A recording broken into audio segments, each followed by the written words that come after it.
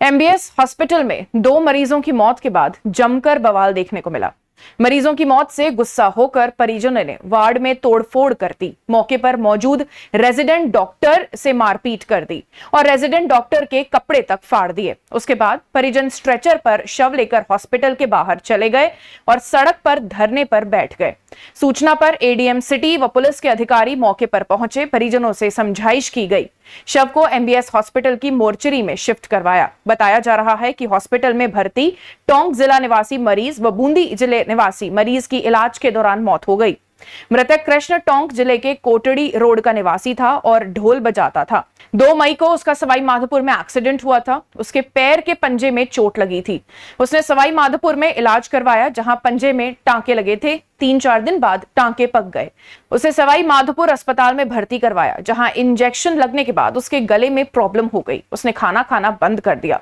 गुरुवार को एमबीएस अस्पताल में भर्ती करवाया गया। सुबह तक कृष्ण की तबीयत ठीक थी। उसने जूस पिया था।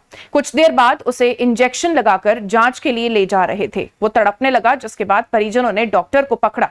डॉक्टर अपने सामान छोड़कर भाग गया। साहब लेके आया था मैं बच्चे को यहाँ बोल रहा था, रोटी खा रहा था। इन डॉक्टरों ने क्या किया कि यहाँ नहीं वहाँ लेके चलो, एक खंडर में ले जाके डाल दिया और मुझे बाहर निकाल दिया। बच्चा सही हो जाएगा। मैंने कहा क्या नाम था बच्चे का? बच्चे का नाम किशन है। कहाँ का रहने वाला है? कोटड़ी मोड़, गाँव कोटड़ी मोड़ है। कोटड़ी मोड़, हाँ, थाना टोंक है। क्या क्या प्रॉब्लम थी इसको?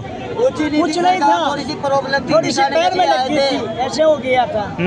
तो ज्यादा बीमार हो गया तो ठीक हो गया था। मैं ले आया यहाँ बोल रहा था मेरा लड़का क्या पापा कर ले चलो। वहीं दूसरे मृतक मदन लाल बूंदी जिले के बड़ा नया गांव अशोकनगर निवासी था। मदन लाल का पेट फूला हुआ था। परिजन सिटी स्कैन कराकर वापस लौटे तो उसके मुंह से झाग निकल रही थी और नाड़ी भी नहीं चल रही थी। चिकित्सकों ने उसे मृत डिक्लेयर कर दिया।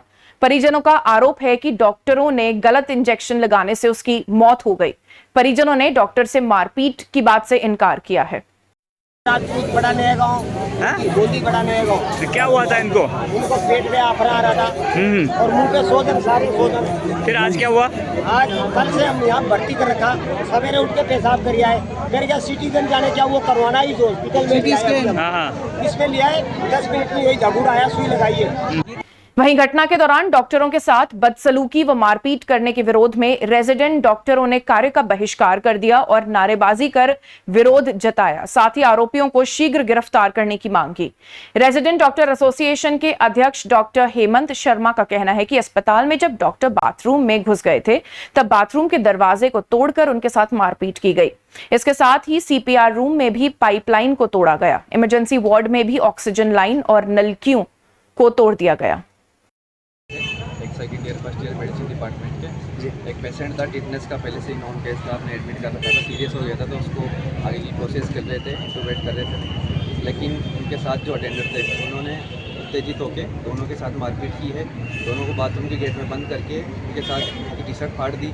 साथ में बाथरूम का गेट तोड़ दिया। पूरे हॉस्पिटल में तोड़फोड़ करी है। साथ में वो जो मरीज़ थे उसको मरीज़ को स्ट्रेचर के साथ ही लेके चले गए। हॉस्पिटल का बेड भी लेके चले गए। तो हमारे साथ तो मारपीट हुई है हमारे साथियों के साथ हॉस्पिटल प्रशासन को भी नुकसान पहुंचा है। लेकिन उसके बाद भी अभी तक कोई कार्रवाई नहीं हुई है।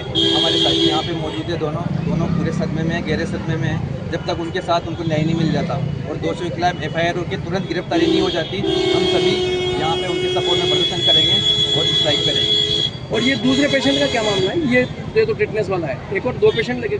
अभी हमारे पास एक ही पेशेंट का वो है, उसी के साथ उसी बेड में। ड्यूटी पर मौजूद रेजिडेंट डॉक्टर प्रियांक ने बताया कि कृष्ण आइसोलेशन वार्ड में भी था जबकि इमरजेंसी वार्ड में भर्ती था। दोनों की हालत रात से गंभीर थी। कृष्ण के अचानक सांस लेने में दिक्कत हुई, उसकी पल्स चली गई। रेजिडेंट डॉक्टर ने CPR देना शुरू किया। अचानक से 20-30 जने आए और हमें पकड़ लिया। हमारे साथ मारपीट की। जान बचाने के लिए बाथरूम में भेजा तो वहां पर भी उन्होंने हमें पकड़ लिया। इतने में मदन के परिजन भी वहां आ गए। उन्होंने भी मारपीट शुरू कर दी। वह और डॉक्टर रक्षित वहां से जान बचाकर भागे। 2 पेशेंट थे, एक आइसोलेशन में था, एक इमरजेंसी वार्ड में था।